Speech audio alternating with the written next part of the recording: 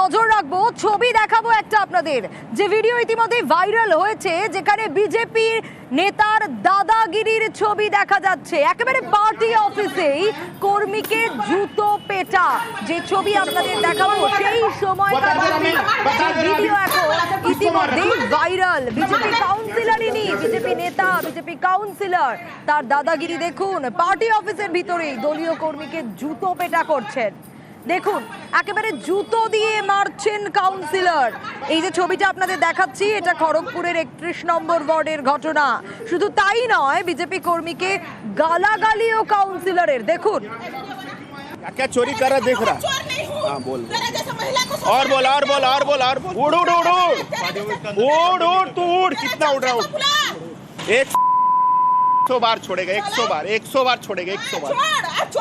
দলীয় কর্মীকে গালাগালি ও কাউন্সিলরের। শুধু তাই নয়, ছবিতেও আপনারা দেখতে পাচ্ছেন জুতো দিয়ে মারছেন দলীয় কর্মীকে কাউন্সিলর।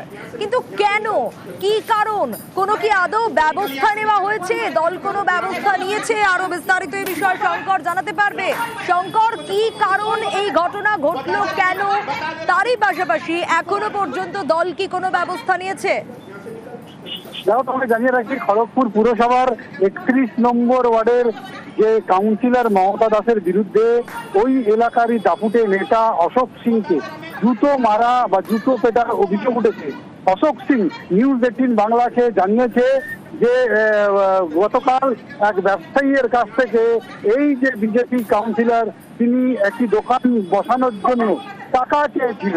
আর সেই যে ভিডিও সমাজ মাধ্যমে ভাইরাল করেছিল এই অশোক সিং বিজেপি নেতা, এরপরেই গতকাল বলা যায় যে জুতো নিয়ে প্রথমে তাকে জুতো ছুঁড়ে মারে, সরে গেলে পার্টি অফিসের ভিতরেই তাকে জুতো পেটা করতে দেখা যায়। এরপরেই অশোক সিংয়ের কে অকথ্য ভাষায় গালাগালি দিয়েছে বলে অভিযোগ। যদিও এই কাউন্সিলরকে বারবার গত কয়েকবার ধরেও তাকে ফোন করা হলে তিনি ফোন ধরছেন না এবং আমাদের সঙ্গে কথা বলবেন না বলে জানিয়েছেন। এদিকে পুলিশের তরফে জানানো হয়েছে যে এখনো কোনো অভিযোগ দায়ের হয়নি। তবে কাউন্সিলরের এইভাবে যে দাদাগিরি, তারই দলের নেতা যে কাউন্সিলরকে জিতিয়ে নিয়ে এসেছেন, সেই নেতাকে এইভাবে জুতো পেটাকে কেন্দ্র করে একেবারে রাজনৈতিক তরজা তুঙ্গে হয়েছে। তার কারণ হচ্ছে যে কাউন্সিলর, যে ওয়ার্ডের যে কাউন্সিলর, তিনি নাকি একটি দোকানদারকে একটা দোকান বসানোর জন্য 10,000 টাকা তোলা চেয়েছিল।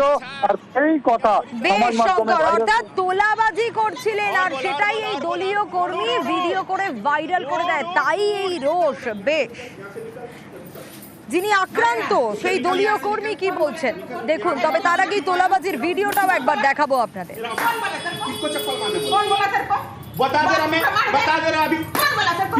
ছবি আপনাদের দেখাচ্ছি আরো একবার, জুতো দিয়ে মারছেন কাউন্সিলর, সেই ভিডিও আপনাদের দেখাচ্ছি।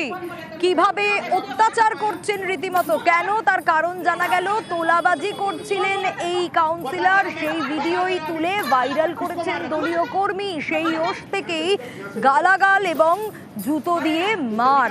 আক্রান্ত দলীয় কর্মী, তিনি কি বলছেন দেখাবো।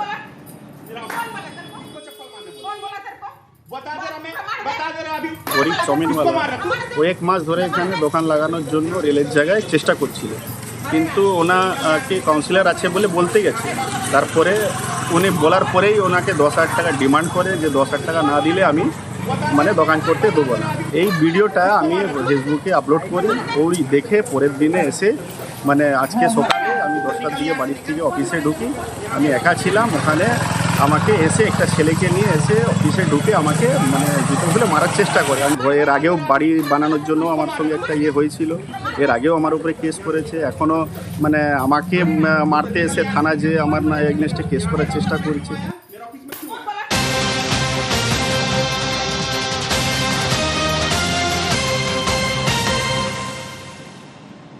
আর এবার নজর রাখবো নবগ্রামের বিধায়ককে শোকজ তৃণমূলের। মুর্শিদাবাদের নবগ্রামের বিধায়ককে তৃণমূল শোকজ করেছে, সময়সীমা বেঁধে দিয়েছে।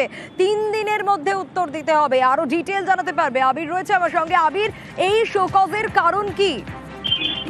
জঙ্গিপুর সাংগঠনিক জেলা সভাপতি সম্পর্কে তিনি কিছু মন্তব্য করেন, যে মন্তব্যের কারণে অস্বস্তিতে পড়তে হচ্ছে তৃণমূল কংগ্রেসকে। সাম্প্রতিক সময় দেখতে পাওয়া গিয়েছে যে জঙ্গিপুর সাংগঠনিক জেলাকে নিয়ে বেশ কয়েকবার বিব্রত হতে হয়েছে শাসক দলকে। বহু ক্ষেত্রে দাঁড়িয়ে দলের নেতারা কখনো পুরসভা কখনো বা সংগঠন সম্পর্কে বেশ কিছু মন্তব্য করেছেন। ইতিমধ্যেই দলীয় স্তরে বারবার ধরে বৈঠক করে তাদেরকে এই সম্পর্কে সাবধানও করা হয়েছে। নবগ্রামের বিধায়ক যে ধরনের মন্তব্য করেছেন, সেই মন্তব্য দল মনে করছে অযাচিত। কোনো কথা বলার হলে সেটা দলের অন্দরেই বলতে পারা যায়, তাহলে তার এই ধরনের মন্তব্য করাটা একেবারেই সমীচীন নয়। এবং তিনি যে মন্তব্য করেছেন তার ফলে সাংগঠনিক ক্ষেত্রে দাঁড়িয়েও বেশ কিছু অসুবিধা তৈরি হতে পারে। সেই কারণে তাকে ফোকাস করা হয়েছে এবং 3 দিনের মধ্যে তাকে কারণ দর্শাতে বলা হয়েছে। জবাবে সন্তুষ্ট হলে ভালো, না হলে পরবর্তী সিদ্ধান্ত গ্রহণ করবে তা শাসক দল। বেশ।